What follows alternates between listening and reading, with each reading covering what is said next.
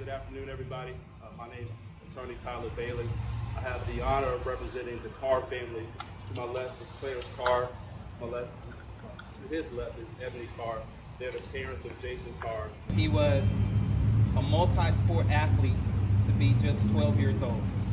He played 3 different divisions of baseball, and that doesn't include playing B team and also JV for Dreer High School. Just a few words. He was our middle child.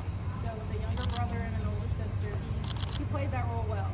He truly had the gift of love, compassion, the athleticism, and that big smile that everybody loved about him. The Carr family is committed to making sure that there's long-lasting change as part of Jaysen's legacy. And some things that we found out so far is that Lake Murray, people are confused and think it's just a public body of water. Lake Murray is owned by Dominion Energy.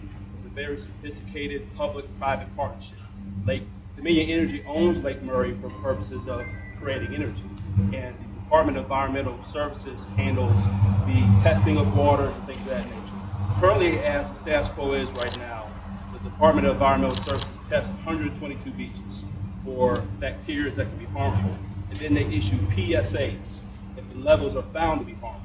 There is no funding directed to our lakes that host the most our residents who like to get some reprieve from the heat during the summer months. And Jaysen was a smart kid.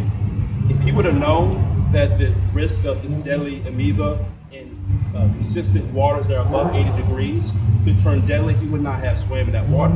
Well, first of all, we knew something was wrong because Jaysen left us in the house and went out to the truck. When we got to the door, he was telling us, "Come on, I gotta go." And that's not like him. He pinpointed the area on the right side of his head. He said, "My head hurts on the right side right here. The front of my head hurts and my left eye." So the doctors began treatment. They really didn't have a definitive answer as to what was going on other than his symptoms, which was a headache and vomiting. I have never witnessed anyone with the will to fight like my son, and I probably won't ever. First of all, I want to pay homage to Jaysen Carr's family and his legacy, because I think this is really, it's a tragedy, and I do think that there is a great deal that we can not only learn from this situation, but I think there's a great deal that we can do. And the impacts that climate change is having on the exponential growth, the number of warmer days that we're having, and the fact that the length of days that are warm is really giving a great opportunity to bacterium to grow.